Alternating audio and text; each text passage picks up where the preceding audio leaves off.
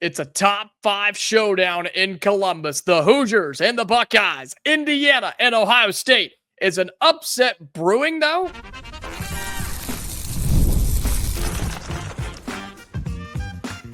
You are Locked On Hoosiers, your daily podcast on the Indiana Hoosiers. Part of the Locked On Podcast Network, your team every day. Welcome into this, the Locked On Hoosiers podcast. I'm your man, Jacob Goins. I appreciate you being here, making this your first listen each and every day. We are part of the Locked On Podcast Network, which is your team every day. Today's episode of Locked On Hoosiers is brought to you by FanDuel. You could start the season with a big return on FanDuel. New customers can place a $5 bet, and you'll get started with $150 in bonus bets if you win your first $5 bet. Visit FanDuel.com to get started. Well, looks a little different for those of you on video. Probably won't sound too different, but it's going to be a lot of fun here today. We have done a Locked On crossover edition of the show with Jay Stevens of Locked On Buckeyes. We talked this huge game between the Hoosiers and the Buckeyes. Top 5 game in Columbus. You've got Big Ten championship game on the line, college football playoff on the line, and so many other things. And what is the biggest game so far in the Big Ten this season? It's Locked On crossover, Hoosiers and Buckeyes. Let's go. It is Locked On crossover, Locked On Hoosiers, Locked On Buckeyes. Just had everybody had it, a top 5 matchup in Columbus this weekend. I'm Jacob Goins of Locked On Hoosiers, Jay Stevens of Locked On Buckeyes. Man, we have been waiting for this. I had to wait a whole bye week to get to this week, Jay, but here we are, Hoosiers and Buckeyes in Columbus. It's here, man. This game is here. We've been waiting for it for a long period of time, and I'm very excited that we have this moment here where Ohio State is now going to play in the third top 5 matchup of the season. And I believe this is the first top 5 matchup ever in the history of the Hoosiers football program. Curt Cignetti's done a lot of things right this year for the Hoosiers. Ryan Day's also done a lot of things right in Columbus. So the coaches are doing a lot of good things. The players are hyped up for this. You got a lot of guys on both sides of the ball that I think are going to make some big plays to keep this thing close throughout portions of it. Can't let you know where my mind is leaning about who I'm going to pick to win the game, but I do think this is going to be one of those games that I think both programs will be talking about for a while. And, it's so big for so many different reasons, right? I mean, Ohio State, they're no, this is not their first top 5 matchup. They're no stranger to a thing like this. They play, 2, 3, 4 of these each and every season, whether it be Penn State or Michigan or the Big Ten championship or the college football playoff. I mean, they're used to this. Indiana doesn't happen over here in Bloomington, man. And so not only is it a top 5 matchup, you do have playoff implications with a head coach that just got a huge contract extension. And look, it's top 5 no matter how you look at it. I know there's haters on Indiana. There's haters on the schedule and on the lack of wins. I get it. I totally do. But the way we look at it, our opportunities right here, right now, on the road against an Ohio State team that's good. But Jay, you could probably speak to this. They're not perfect. No, they're not perfect, but neither is Indiana. I think both teams have flaws in their games. But really, if you look across the board in college football, we just talked to Spencer McLaughlin of Locked On Ducks and even talked about, hey, there's things going on with Oregon that, hey, we're number 1 in the country, but we still got some issues right now. And those flaws are evident. Both coaches will acknowledge them. But I think Ohio State's able to, and even Indiana's able to kind of hide their flaws just a little bit in the right way so that they're not major flaws. There are things on Ohio State defensively. Everybody and their mom was talking about Curtis Work and these back shoulder throws and Ohio State's corners that have been not getting the job done lately. Everybody's talking about it. That doesn't mean that both teams are going to, like, that IU is going to be perfect on those throws and Ohio State's going to just flop on those. Ohio State's going to win some. IU's going to win some. It's the other parts of the game that are, I think, going to be very intriguing in this game on Saturday. I'm curious on, and doing research and watching Ohio State this year, just trying to get a look into the injury issues and the health status of Ohio State, because I'll tell you about Indiana, we're pretty good. And Cignetti said it this week earlier in his weekly press conference. Our first major injury was on the offensive line a week before the Michigan game, but we replaced him. We're good to go. Other than that, knock on wood, everything's been going well in Bloomington. But tell us about Columbus. It's a good thing things are going well in Bloomington. You want teams to stay healthy all year long. Ohio State has lost 2 left tackles, the starting left tackles out for the year. their backup left tackle. They haven't really given an update about him, nor do I think if he's healthy, would he play? Because Ohio State's found some success right now with their starting five on the offensive line. Starting tight end, backup tight end, Will Kazmarek. He's been out for a few games. The thought is he's going to practice this week and try to give it a go on Saturday. If he is back, that drastically boosts Ohio State's run game with the 12 personnel that Ryan Day and Chip Kelly want to utilize at times this weekend. Tyleik Williams was banged up. He's back in the lineup, was back in it a week ago. Some people may have seen Jeremiah Smith get his ankle twisted. Some call it a dirty play by Northwestern's player a week ago. Ryan Day's already said early in the week, Jeremiah Smith is good to go. So I think if Ryan Day's saying that on a Tuesday, on his weekly Tuesday presser, that means he has confidence in Jeremiah Smith to be ready to go, and also confident that he's going to be a big part of Ohio State's game plan. He's so good. He is just so talented and so good. I mean, I know there's been so many receivers in Columbus at Ohio State, and they consider themselves wide receiver U with some of the other big programs. But I mean, where does he rank for you, man? I mean, he's just so naturally gifted at such a young age. When it comes to ranking him as far as Ohio State receivers, and I'll just go since I've been doing the show since 2020. I think if I go back any further, he's still probably be better than probably most of the others. But when you think about Olave and Jigba, Harrison Jr., those type of guys, Garrett Wilson, those guys are in the NFL doing big things. Right now, as a true freshman, I'm picking Jeremiah Smith over all of them when they're wearing the scarlet and gray. He is just different, man. Like Michael Jordan's different, Kobe's different, LeBron's different. Like you get these guys that are athletes that are just different. Randy Moss was different in high school and in college and in the NFL. And Jeremiah Smith is just different. You watch him, he doesn't look like a true freshman. He's very, very mature. He also has the ability to beat you short, intermediate, or deep, and he has the speed to get past you and to run way past you like he's running the 100-meter dash. He is different. He's so much fun to watch. And I do think the Buckeyes need to target him more. If there's one thing about his game that I think needs to improve, it's not so much him, it's how many times he's targeted. If he gets close to 10 targets in this game, I think that's bad news for the Hoosiers. Yeah, and believe it or not, we've done a really good job this year. We've not gone up against anybody like him in terms of receivers, but everything just stays in front of us. The big plays don't happen. We force teams to run the football, and then we are one of the best defenses in the country at stopping the run. And just everything is disciplined, and you don't expect to see that from a year one team with so many transfer players. But guys like Aiden Fisher in the linebacking core and then D'Angelo Pons on the back end, I mean, this unit is so tightly knit, and they all move together, and the communication seems to be on point. They just don't give up very many points and very many big plays, but that's what Ohio State has branded themselves on for so long. Like, yeah, they're going to run the ball, but they're going to take shots downfield, and I think Indiana has got to find a way to slow that down, especially with this being in Columbus at the Shoe. I know Buckeye fans were upset that this wasn't going to be played with the lights on sundown. We got an early kick there at the Shoe. Don't get me started, man. Jacob, you could have kept it to yourself. I don't want to go down this road. But we have to. This noon kick thing, I understand it's a contractual obligation by Fox, by the Big Ten. I get all of that. And I've even said on the show, Locked on Buckeyes, Fox has utilized a big noon pregame show and not made that site the 12 noon kick. So I know that they don't have to do that, but I also understand Fox gets first pick for Big Ten, and they control so much. I think in the offseason, as Director of Athletics Ross Bjork at Ohio State recently said, there may be some offseason conversations about things being shifted because you have a game that's top 5 in November. If you're in the SEC, maybe even the Big 12, it's a night game, or it's a late afternoon kick, not 12 noon Eastern. So I do think there are some things with the contract that there's probably some loopholes in there that y'all can change them. Fans are going to talk, and my biggest thing is not only fans. Advertisers talk, because advertisers know Ohio State brings eyeballs.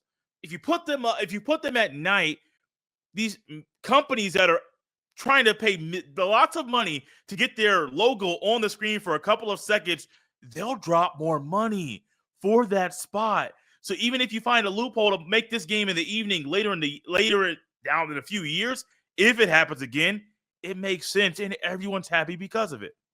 Look, man, I'm not complaining. Cool. Give me as early a kick as possible there, Columbus. I don't want to see the sun go down. I want to get on the bus and get home before it does. Because I always say I think the road team has the advantage in these early kicks. Yes, I've always 100%. believed that. I really, really do. And the fact that we get it in a top 5 matchup, I'm not complaining. Indiana hasn't gone on the road very much this season. And what is going to be our toughest game of the year? Fine by me. 11 a.m. Central, 12 Eastern, top 5 matchup in Columbus. Keys to victory for Indiana to upset the Buckeyes and for Ohio State to quiet the noise and continue to make a push towards the playoff. We'll have that for you coming up next right here on a Locked On Crossover Edition. Today's episode of Locked On Hoosiers is brought to you by Prize Picks. Prize Picks is the best way to get real money sports action. With over 10 million members and billions of dollars in award-winning prizes, Prize Picks has made daily fantasy sports accessible to all. You just pick more or less on at least 2 players for a shot to win up to 100 times your cash. Run your game all season long on Prize Picks. Look, Prize Picks is my go-to app for all things fantasy sports, right? I mean, you have so many different options from the NBA to the NFL to the NHL to college football, college basketball, you name it, and they got it. And it really is just something that I just find easy to do, and it's enjoyable and it's easy to use, and you get your winnings so instantly. And for those of you that are kind of a company man, if you will, and you want to make sure that you work for somebody and that you are subscribe to somebody or even using somebody that's going to look out for you, Prize Picks puts their members first. So with all withdrawals are fast, safe, and secure. So you know exactly when you're going to get your money and that it's going to be safe. When my picks hit, I can get my money in as quick as just 15 minutes. If you sign up today, you're going to get $50 instantly when you play just $5. You don't even need to win to receive the $50 bonus. It's just guaranteed. Prize Picks also offers weekly promotions that can lead to big payouts like Taco Tuesday. Each Tuesday, Prize Picks discounts select player projections up to 25% to provide even more value for your lineups. Download the app today and use the code LOCKEDONCollege to get $50 instantly after you play your first $5 lineup, okay? Go to download Prize Picks today, whatever your app store is. Go and download the Prize Picks app. Use the code LOCKEDONCollege, and they're going to give you $50 instantly after you play your first $5 lineup. Prize Picks, it's time to run your game. All right, keys to the game, Indiana and Ohio State. You've got the Buckeyes and the Hoosiers, top 5 matchup. Everybody will be watching this game for several reasons. And Jay, it's because of the college football playoff implications. Everybody is watching. The winner most likely goes to Indianapolis for the Big Ten championship game, and then most likely would get to the college football playoff. And so we can kind of go back and forth on this. We mentioned it just a little bit. Big plays with the Ohio State receivers versus that Indiana defense. Something that I think the Hoosiers have really hung their hat on this year. While as good as the offense has been, they just don't give up very many of those plays. And so whether it be the receivers or even the running game, that Ohio State offense can be scary. It can be scary. And one thing I think when it comes to Ohio State's offense, there's so many weapons on the outside, the skill positions. Jeremiah Smith's going to get all the attention, and he deserves it. Emeka Egbuka is going to get a lot of attention. He deserves it. Carnell Tate, to me, is kind of the wild card, and he would be wide receiver 1 on almost any other football team in the country. And I do think this is one of those weekends where Tate could be a guy to get 5 or 6 catches, go over 100 yards, get a touchdown, because IU is spending so much time and energy and even resources trying to slow down and contain Egbuka and also Jeremiah Smith. But the easiest way to get those guys open is to run the ball. And Ohio State's been very fortunate this year to have 2 guys that play well consistently. If one guy's not going, generally the other guy is. It's rare that both guys don't go on the same game. And I say that because the Nebraska game popped into my head this weekend, or this week early in the week, because Nebraska's rush defense is really, really good. And that day, Ohio State struggled to run the ball. Judkins couldn't get anything going. Henderson couldn't get anything going. They had to use some plays late to propel themselves to victory in that game. But if they're able to get something going, I mean, I'm not even saying like both guys have to go over 100 yards, But if you can get one of them or two of them to get 60 yards apiece, 70 yards apiece, and then you sprinkle in Will Howard's ability to utilize his legs to move down the field, I think that's the formula to help Jeremiah Smith and Ibuka and even Cardinal Tate to get open. But also with Will Howard, I think there was a game recently, maybe been last week, where he didn't run at all, maybe one carry in the game. I think this is a game where he has to go 10 to 12, maybe 15 rushes in this game to kind of play the chess match, try to figure out how to get the upper hand on the Hoosiers defense. If you use him more, the RPO stuff just gets opened up, bigger windows for Jeremiah Smith to catch the ball. And once he catches it, watch out, because that boy has home run speed.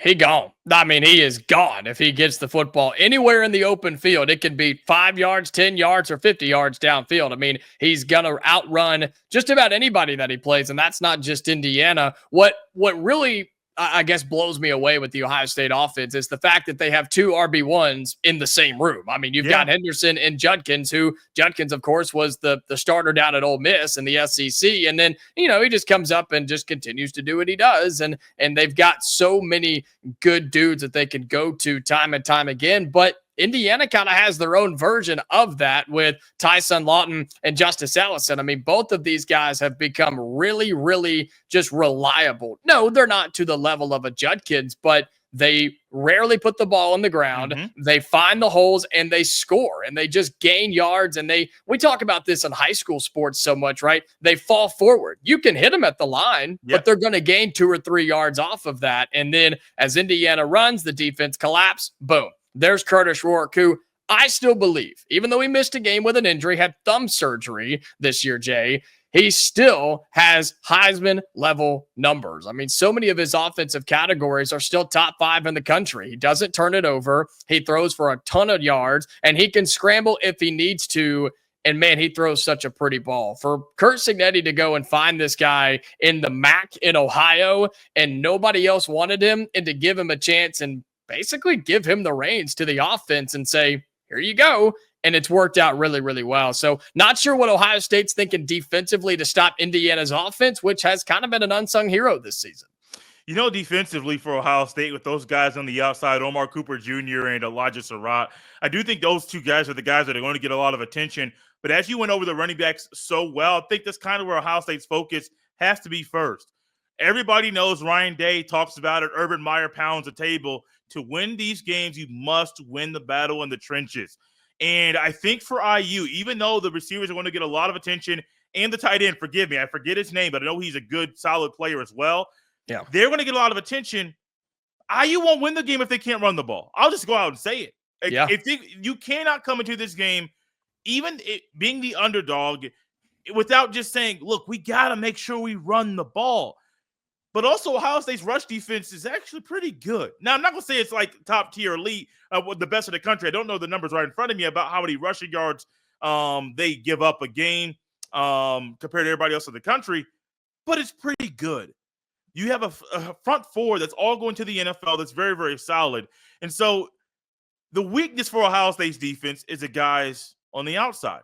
They've been an occasional liability in pass coverage and one-on-one situations only. They've been good in stopping the run and tackling in space on the perimeter, but they've been struggling, and they're an occasional liability at times in one-on-one situations.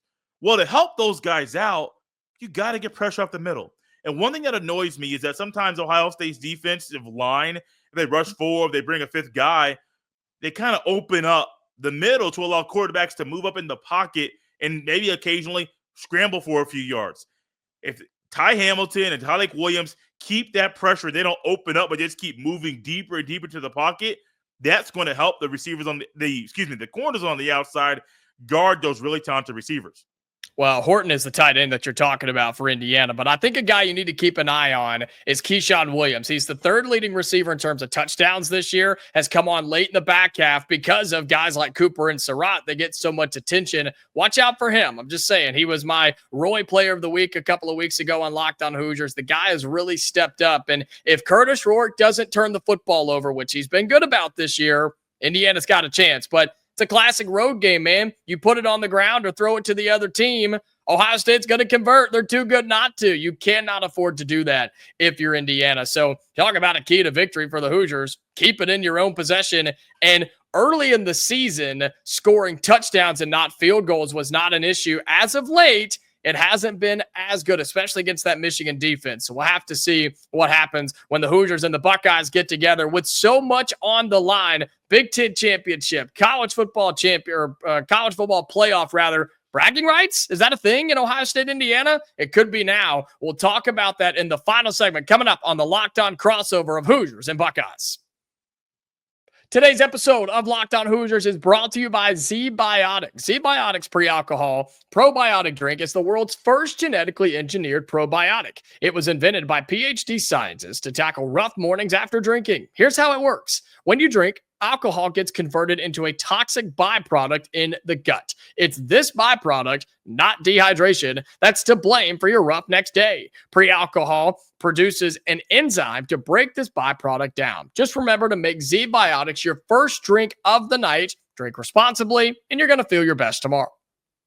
And look, I've used this several times. A couple of weddings, and it is the fall. People do fall weddings still. I know, it's crazy, but they do. And I've used it at 2 weddings this season, and I notice a difference the next day. That night out, you're having a lot of fun, and it can tend to not feel your best. But if you use the ZBiotics pre-alcohol, you're going to be just fine. I got up, I got on the plane, and I flew home and felt just fine. Step 1, drink the pre-alcohol. For the best result, make it your first drink of the night. Then drink responsibly. Pace yourself, hydrate, and be sure that you get a good night's sleep. And tomorrow, you're going to wake up feeling refreshed and ready to take on the day. Go to zbiotics.com/lockedoncollege to learn more and get 15% off your first order when you use Locked On College at checkout. ZBiotics is backed with a 100% money-back guarantee. So if you're unsatisfied for any reason, they'll refund your money. No questions asked. Remember to head to zbiotics.com/lockedoncollege and use that code LOCKEDONCOLLEGE at checkout for 15% off. Again, zbiotics.com/lockedoncollege and use that code LOCKEDONCOLLEGE for 15% off your first order at checkout. Get ready to tackle the NFL action with FanDuel, America's #1 sportsbook, because right now, new customers can bet just $5 and you're going to get $150 in bonus bets if you win. The FanDuel Sportsbook app gives you everything you need to place live bets on the NFL all in one place. Tons of games coming up this weekend, and don't forget about Thanksgiving coming up next week. You got 3 NFL games on that Thursday, so be sure that you've got FanDuel ready to go. So when you get a hunch in the middle of the game, you can check out the latest stats, view play-by-play, and so much more on the same page where you place your bets. Just visit FanDuel.com to join today. You'll get started with $150 in bonus bets if you win your first $5 bet. That's FanDuel.com. Never waste a hunch and make every moment more with FanDuel, an official sportsbook partner of the NFL. Final segment here on Locked On Crossover, Locked On Hoosiers, Locked On Buckeyes. Be sure that you are subscribed to all the YouTube channels, following us on all of your audio platforms as well, and having those notifications turned on. Look, the whole country is watching, Jay. The whole country is watching Indiana and Ohio State. This could break television records in terms of Ohio State, Indiana. I mean, this may be the most ever watched game these two teams have played because of what this, it's not a rivalry. It's not anything. It's just a game on the schedule for these two teams in years past. But it really is exciting to see, hopefully, this continue in years to come. I sure hope so.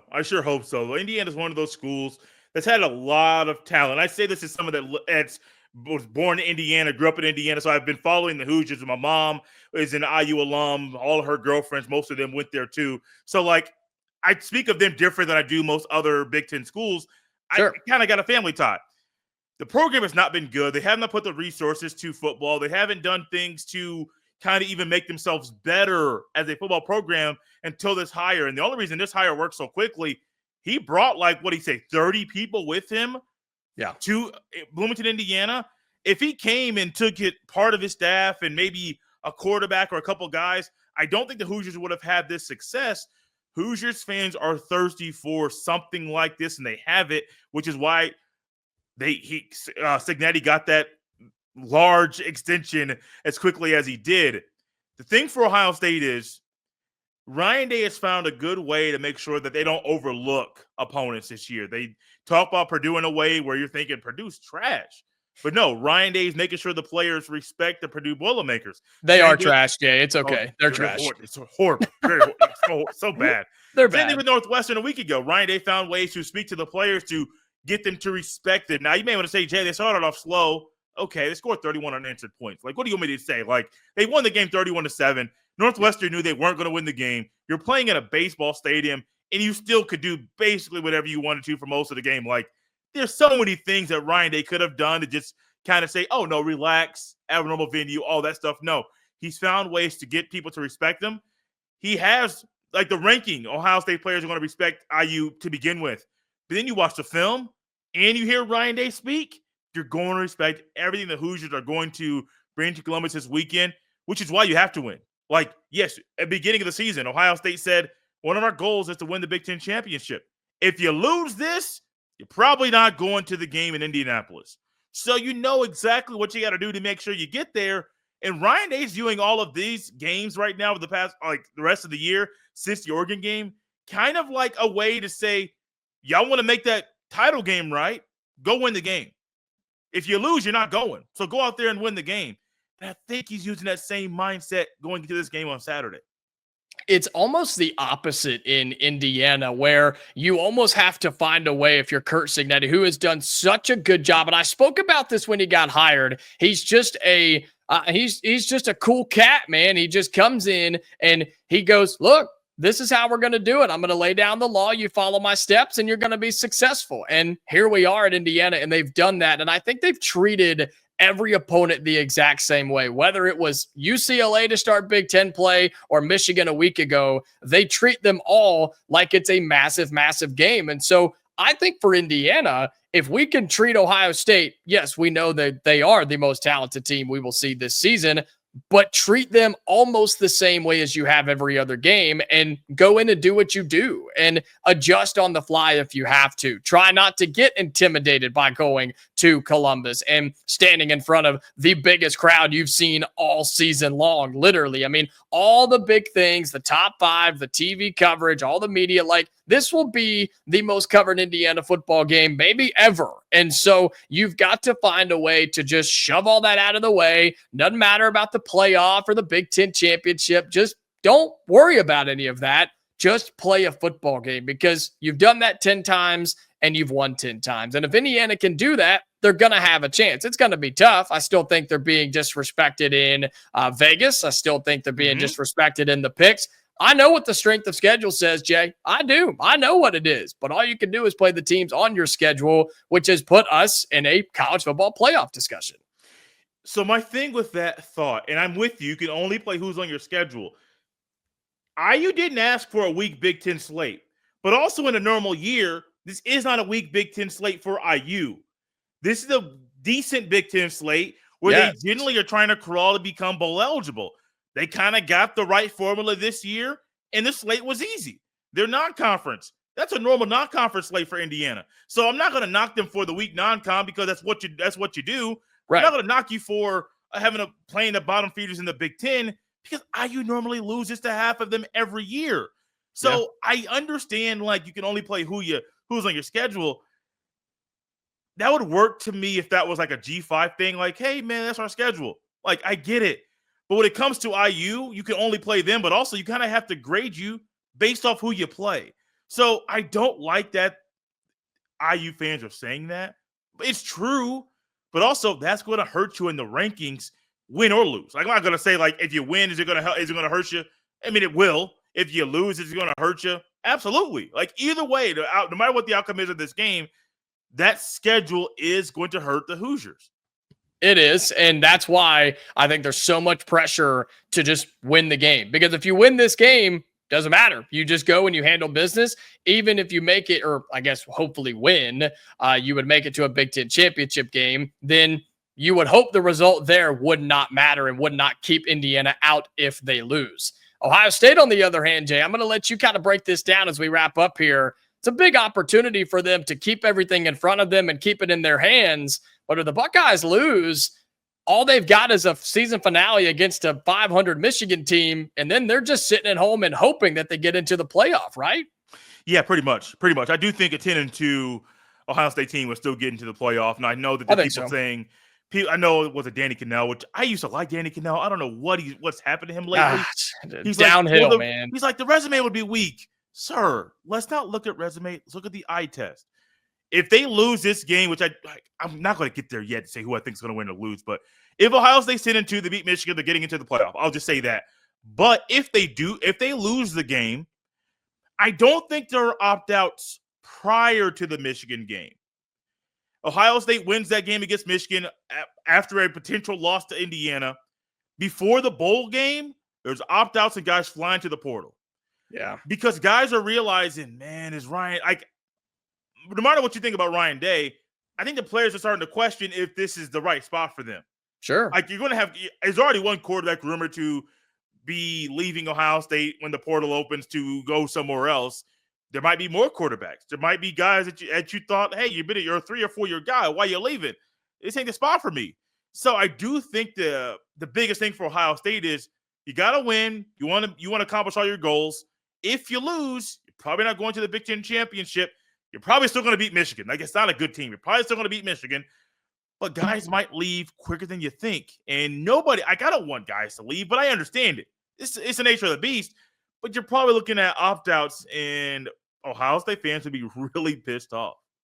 The standards are high in Columbus, and they're rising in Bloomington. Top 5 game, Indiana at Ohio State. It's coming up Saturday. Big noon kickoff. Man, it's going to be a lot of fun. Jay Stevens, Locked On Buckeyes. I'm Jacob Goins of Locked On Hoosiers. Be sure that you are subscribed to each one of our YouTube channels. Like the video. Give your score predictions down below. And for those of you on audio, be sure you follow us and turn on your notifications there as well. Jay, thanks so much for your time, my man. Jacob, I really enjoyed it.